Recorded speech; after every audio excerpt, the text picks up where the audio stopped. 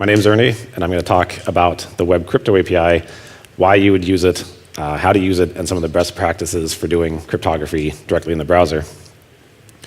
So I live in Bozeman, Montana.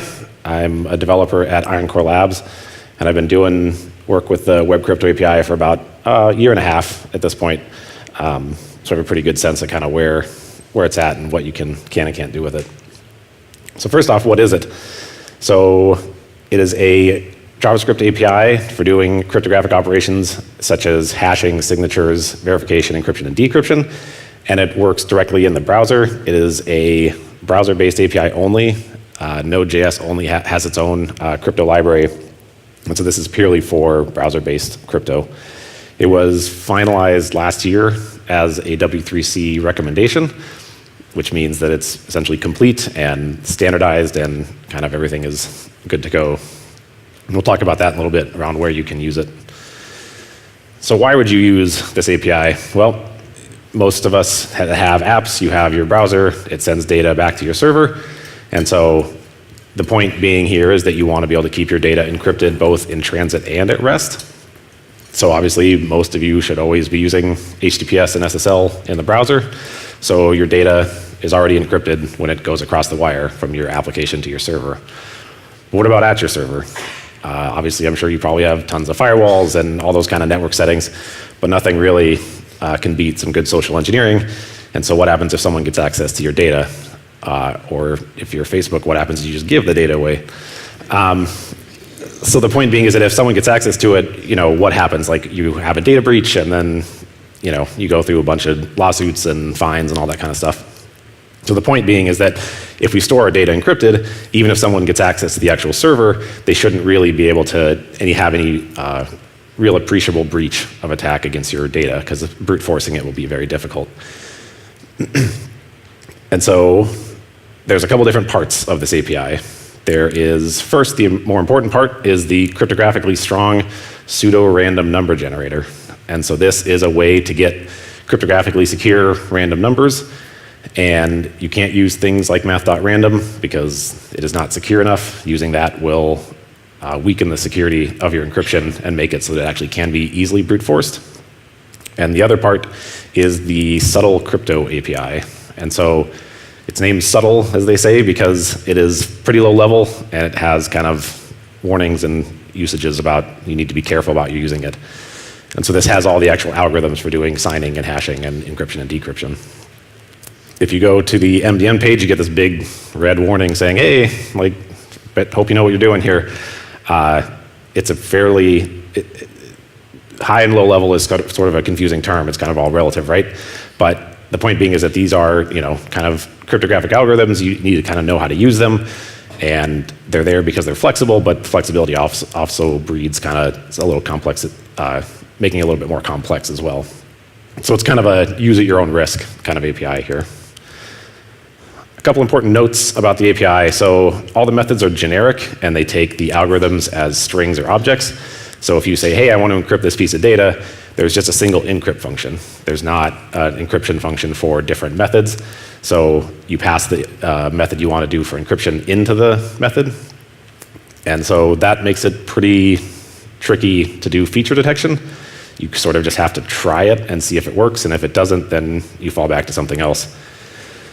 The API is only available over HTTPS, so if your website runs over HTTP, the window.crypto object will be null or undefined, meaning that you can't use this API if you're not running over HTTPS. And almost everything you use in this API is asynchronous, so most of the operations are asynchronous and use promises.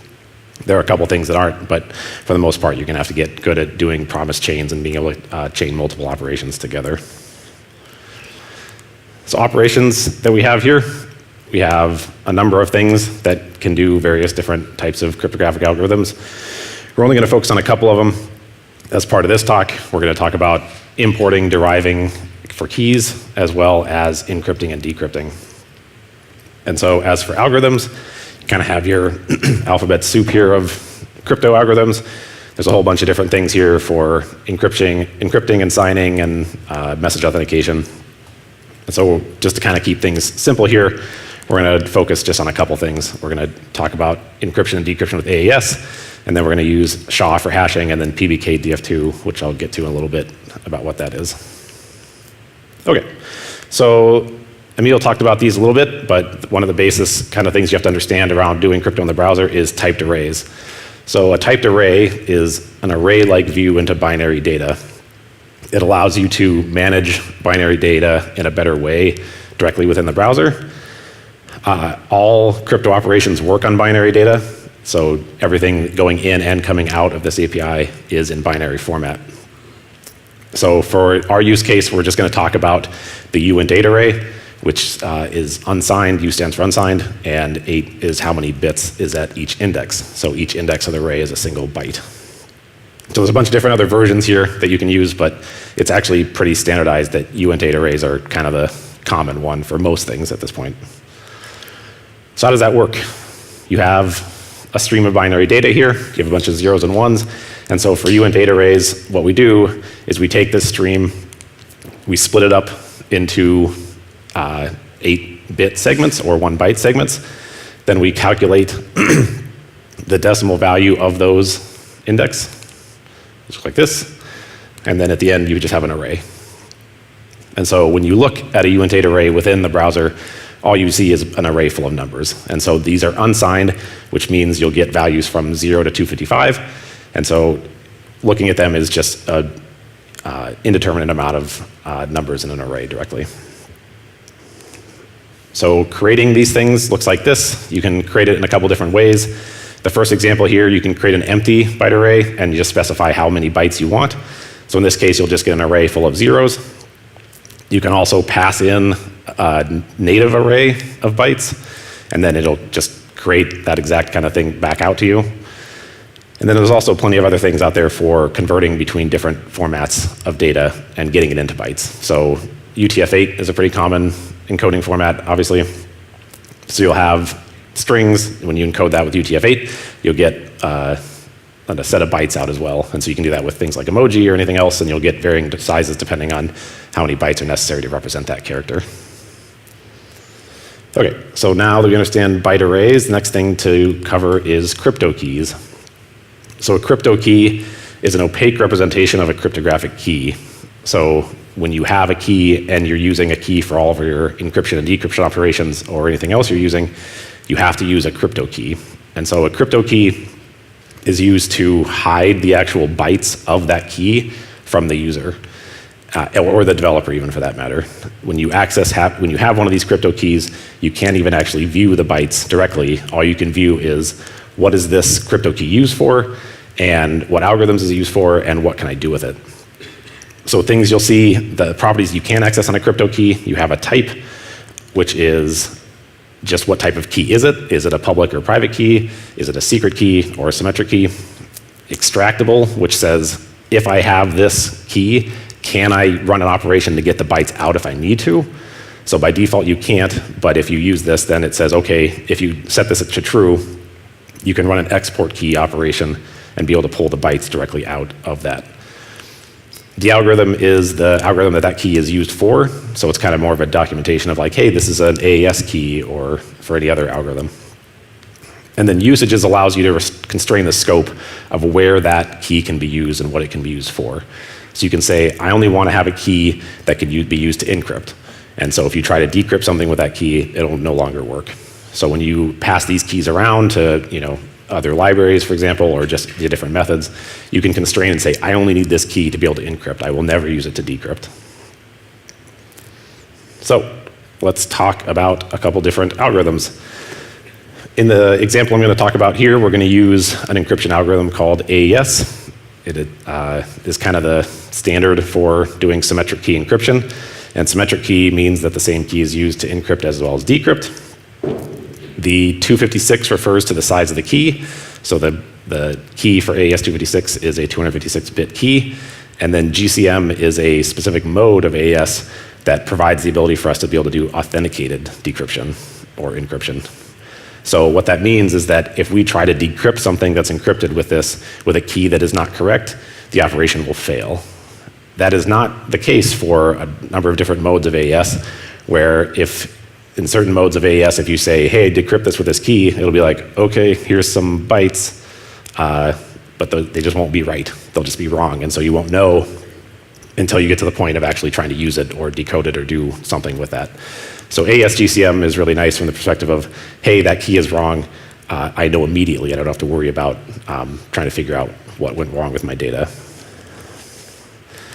So yeah, so for this we have our two things. We have a AES GCM crypto key, which as I mentioned is 256-bit. And then we also have our initialization vector, or IV. And so this is used, in this case for GCM, we're going to use a 12-byte IV.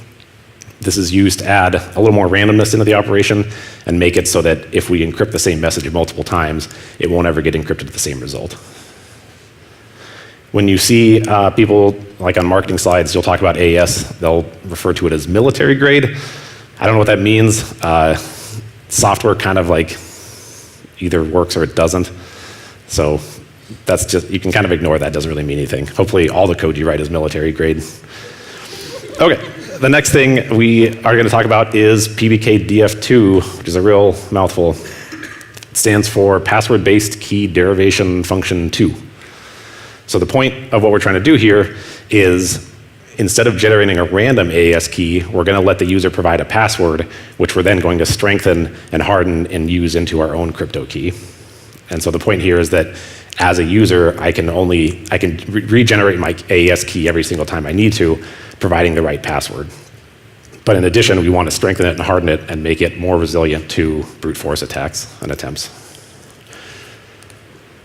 So the way we're going to do that is we're going to take their user password, which will just be a string or some text they input.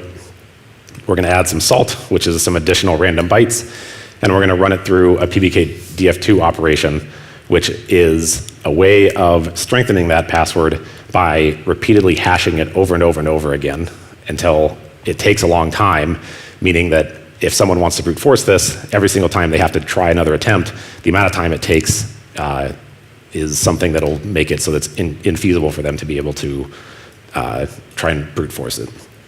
So for this hashing, we're going to use SHA-256. The reason we're going to use SHA-256 is because at the end, our crypto key needs to be 256 bits. And so SHA-256 produces 256-bit values. And so that's what we'll get out. Okay, so that's all the algorithms and again, browser support for this stuff. It's actually pretty good. So the most important thing here is that the pseudo-random number generator works in all browsers. That is kind of table stakes for being able to do cryptography anywhere, let alone in the browser. In addition, typed arrays work. That's sort of a given because the pseudo-random number generator works. For the algorithms, Chrome, Firefox, and Safari support pretty much everything, everything that we'll talk about here. Edge has some support. They support AES. They don't support PBKDF2 yet. And IE is at a point where it supports like an older standard and basically just can't be relied upon. So you have to worry about polyfills in that case. And so we'll cover that in a little bit. Okay, so let's have an example project here. So you have some web app that you want to let some user host some data on your service. So you let them type in a bunch of data, and they enter it, and then they click this encrypt button. You say, okay, let's encrypt that, provide me a password that will encrypt that data. And then once that's done, you'll take that and encrypt it. So let's walk through a flow for how that'll work. The steps we're going to do here is the first two. They're going to add their data and then their password, which is hopefully very straightforward. And then we're going to take their password and convert it to a crypto key, derive an AES key from that, and then encrypt the data at the end and store it. So how this looks, we have a function, takes the data to encrypt as a string, it takes the password that they entered as a string. So the data here could be anything, right? It could be a string, it could be some binary data you've read from a file, like an image or something like that. But the point being is that the first step we need to do is actually get all of this, both of these things into bytes. And so again, there's plenty of libraries out there. There are some actual native web APIs that'll let you do this kind of conversion as well. But we're just going to assume that you have some UTF-8 library that you can use to encrypt or use to convert the data that you have into bytes. There's plenty of things out there on NPM that'll do this. And so we're going to get our secret data as bytes. We're going to get our password as bytes. and at the end here, we have 2 byte arrays. And so both of these are going to be uint8 arrays in this case. We're just going to assume that most of the libraries that I've used convert things into uint8 arrays. And so now we have our bytes. So now that we have our user password in byte, we need to do this kind of weird step where we need to import this into a crypto key, even though it's really not a crypto key yet. It's actually just some random bytes that the user entered, so it can't really be used for a key for anything yet, but we need to do that in order to use the derive key, which we'll talk about in a bit here. So the import key function looks like this: window.crypto.subtle.import key. You say, what is the format of your key? So you can import actual keys in there in different formats, or you can import like what we're going to do, which is like just a raw format, which means that we just have bytes and just like import this. You import the key data itself as a uint8 array. You provide the algorithm of what key it is. So in our case, because we don't even have a key here, you can really put anything you want in there. It doesn't even matter. It'll just take it. Then we say, hey, can this key be extractable? And then we give it an array of usages of like, what are we going to do with this key? So that looks like this. We have our data and our password as bytes here. We say import key. We're going to import it as raw because we have raw bytes. We'll import the password, this PBKDF2 string. Like I said, it doesn't matter what you put here. You can put anything you want there, but it's sort of nice to, accurately put a value in there of like, hey, this is what I'm going to use this for. Just in case other people see it, they'll be able to have access to that string. We're going to say false, that we do not need to extract the bytes out of this key. And we're going to say the only thing this can be used for is to derive another key. So this returns us a promise. When that promise resolves, we have our weak password crypto key. So in this case, right, it's just, all it is a pretty much unusable key. We can't use it for anything realistically because it's probably not the right length. If we're using AES on this, for example, the key has to be 256 bits. It's pretty unlikely that the password that they entered is going to be that length. So the next thing we have to do once we have these 2 things is derive a key. So this is where our PBKDF2 step comes in. So the point here is that we're taking the bits that they entered and we're going to derive an actual key as well as strengthening it at the same time. So the derive key function looks like this. Pretty similar to the import key. We have our algorithm, which is basically what derivation algorithm are we using. You provide the master key, which in this case is the bytes that they entered. Then we say what is the algorithm that the derived key is going to be used for. And then you have your extractable and usages fields as well to say what can the bytes be extracted and what can I use this for. So we had our previous password key, and this is where we get to actually start using the pseudo-random number generator. So we need to generate a salt for our PBKDF2 operation so that every password this is no different than what you do on your server if you're collecting passwords where you salt and hash the user's password. You want to make it unique for every individual user. So this is the same case here. So the way this works is you call window crypto get random values and you pass in a uint8 array or any type array that you want that is the size of random bytes that you want. And the crypto API will basically fill that array full of random bytes for you. So usually this is how you do it. If you passed in a byte array that actually already had bytes in it, it would just overwrite everything. So usually you don't do that, obviously. But in this case, when we get this salt out, it'll just be an array full of random numbers from 0 to 255. So once we have our salt, now we can derive our key. So we're going to say the algorithm we're going to use for derivation is PBKDF2. We pass in our salt. And then you can provide your iteration count. So this is how many times do you want to hash this thing over and over and over again. And for the hash, what sort of hash do you want to use here? And so the nice thing about PBKDF2 is that by you defining the iterations, it allows you to scale that up depending on what level of security you want. And in addition, it allows you to scale up over time. So the number of iteration counts that you run this you'll get wildly different opinions depending probably on who you ask. But the point being is that should theoretically always increase eventually. As computing power gets stronger, this should take longer and longer. The point of this operation is it should take a while. And so 250,000 might work now, but in 5 years, that might not take enough time to really be anything at all. So now that we have, so we define our algorithm. So now we take the password key that we had previously, and we say we're going to generate a AES GCM key that is 256 bits long. We do not need to extract it, and we're only going to use it for encrypt. Once that promise resolves, we now have an AES key. So we actually now have something that we can actually encrypt and decrypt with. And so we still have our data to encrypt in byte form. It's still unencrypted, but now we have an actual AES key that we can use to perform an encryption. So this is what encrypt does. We're going to take our data to encrypt. We're going to generate an IV. We're going to take the key that we generated, put it all to encrypt, and out we get encrypted bytes. So compared to the other algorithms, encrypt is actually pretty easy. It takes just the algorithm, the key, and the data. So it's much more straightforward than importing keys and deriving keys. So again, we need to generate some random bytes here. We're going to say generate us 12 bytes of random data.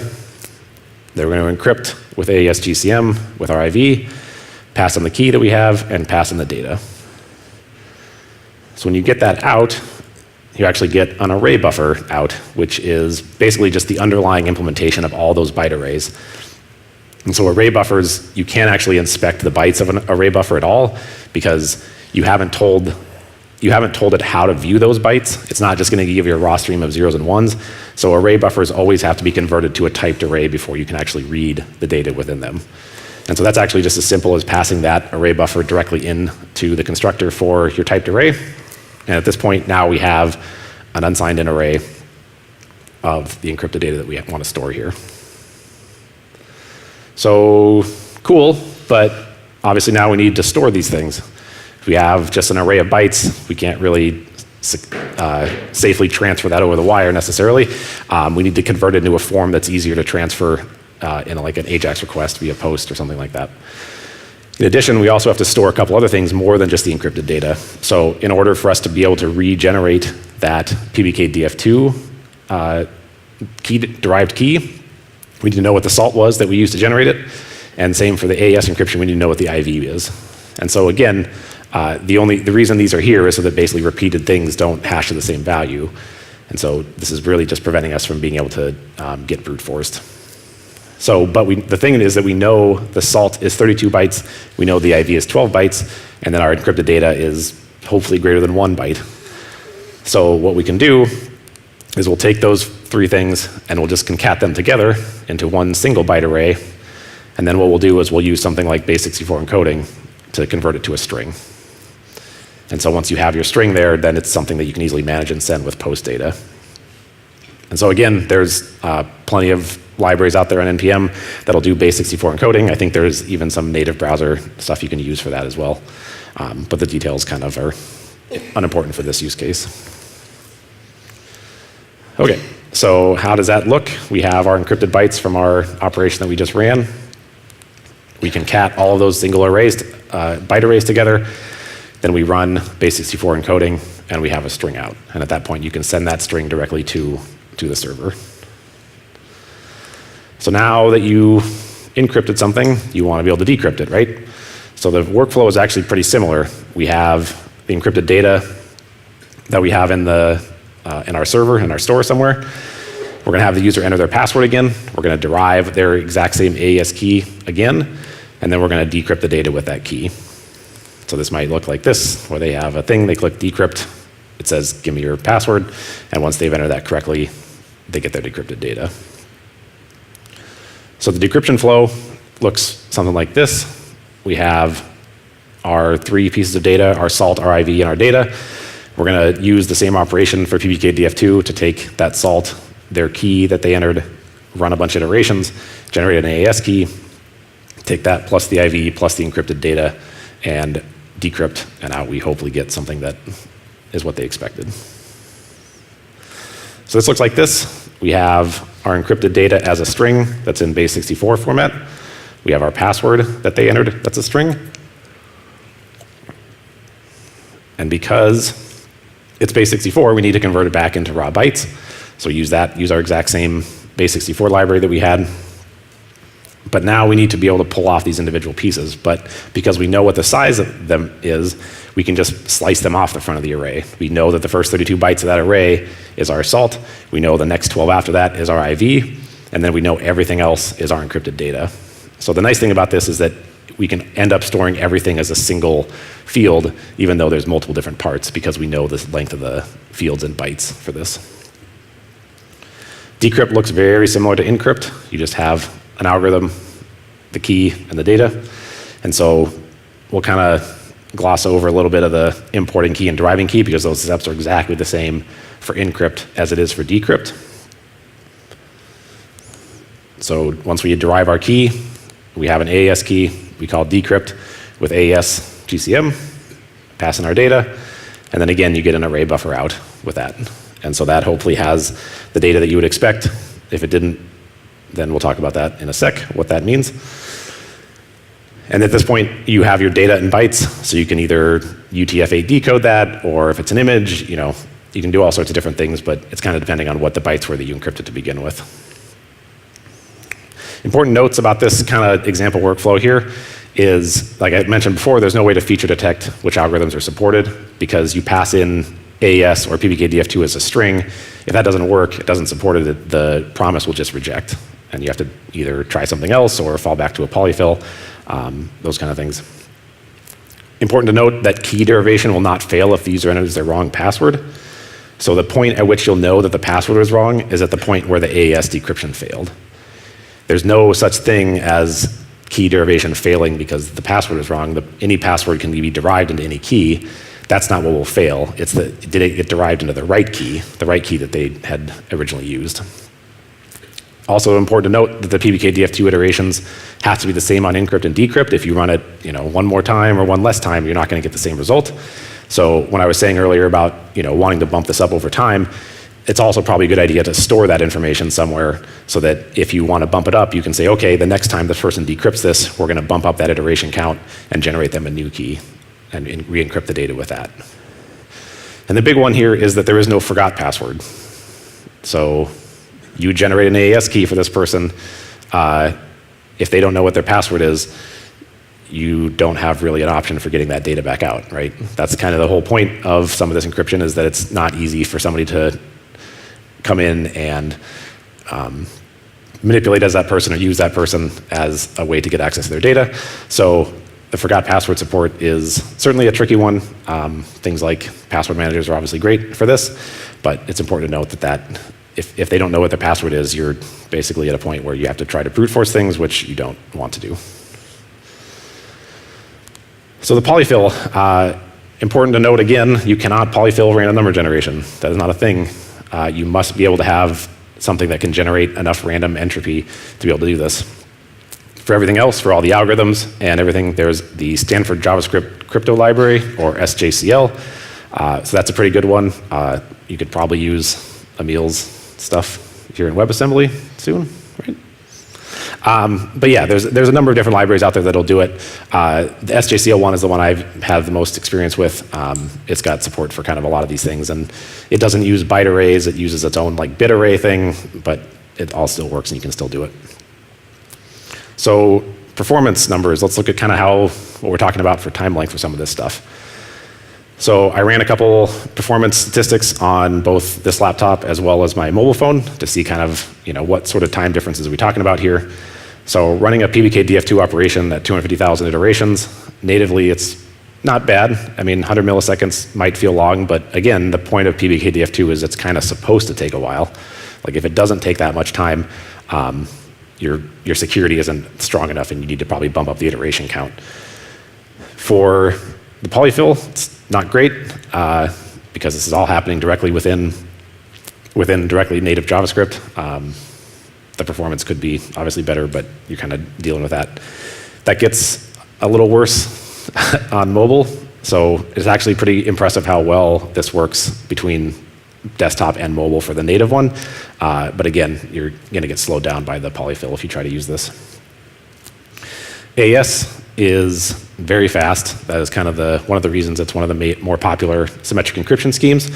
So doing it in native for 1K of data takes less than half a millisecond on native, and it takes a reasonable amount of time as well for the polyfill.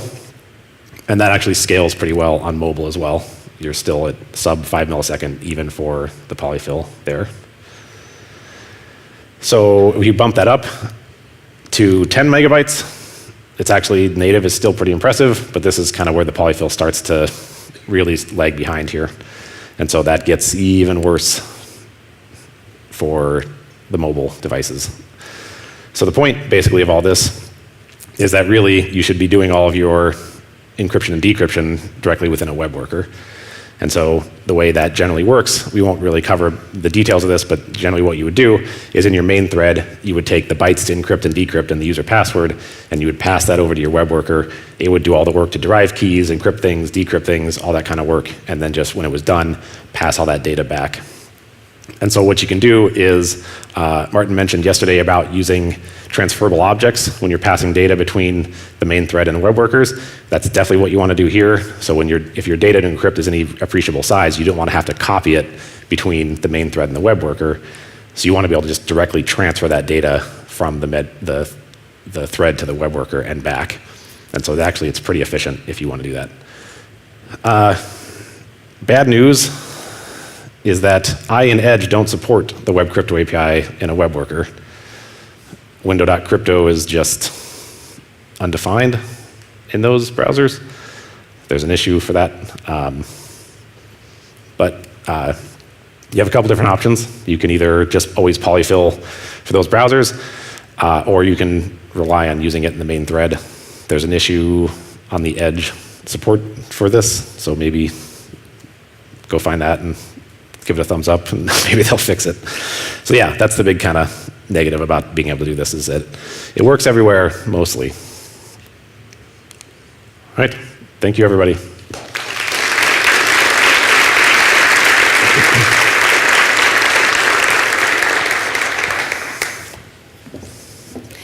Thank you. Thanks for coming from Montana to come talk to us. Thanks for inviting me. All right, we have a question. How can you trust crypto in browsers when there's the attack vectors like XSS and extensions? How do you fix this? Yeah, I mean, I think some of the benefits you get from a lot of this is that, a lot of this is client side, right? So I mean, yeah, there's extensions, but that's not everybody who visits your site. Your site's not installing an extension, for example, hopefully. I mean, but there are certainly, if you try and search for this kind of stuff, there's a number of articles that basically is, cryptography in the browser considered bad, right? And there's certainly some attack vectors, but, my counter to that would basically be like, it's probably better than what we're doing today with not encrypting anything. Yeah. So, I mean, if you want to live in the world where it's like, well, we're not going to do crypto in the browser, we're just going to store it on the server, it's like, well, there's a lot of data breaches. You could probably prevent a number of those things. Right, okay. Yeah.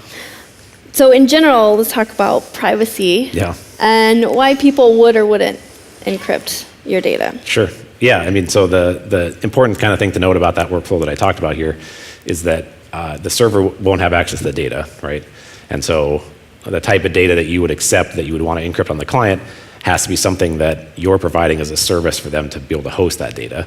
Obviously, if you just have a form on your site and you're saying, hey, just type in some data into this and like we want to collect it, it's like, well, if you can't access on the server, like why are you asking for it to begin with, right? And so I think it's, for example, I talked about kind of made a shot at Facebook a little bit around them being that, they're never going to encrypt the stuff you post because that's where they get money off of. Like they harvest your data and that's where they make money. So they're never going to provide an encryption, client-side encryption service for their stuff.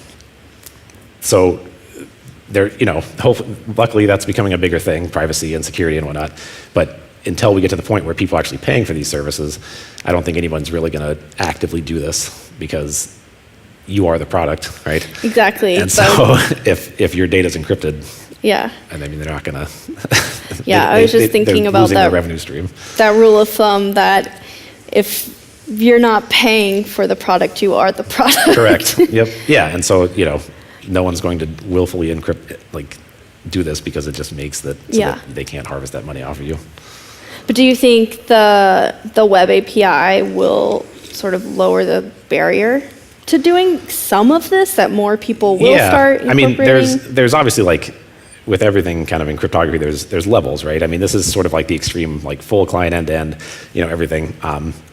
But there's a number of different other useful features in terms of being able to sign things and verify, and so I think being able to have support for that directly native, which obviously, kind of as I showed there, the performance is noticeably better for the native stuff. I'm hoping it gets a lot of usage, you know.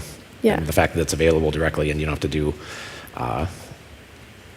you know, it'll be interesting to see how much the the WebAssembly stuff that Emil talked about, where there's much more algorithm support in the library he's talking, libsodium, than there is in the web API. So hopefully those things kind of converge and only support the more expected common algorithms that they have.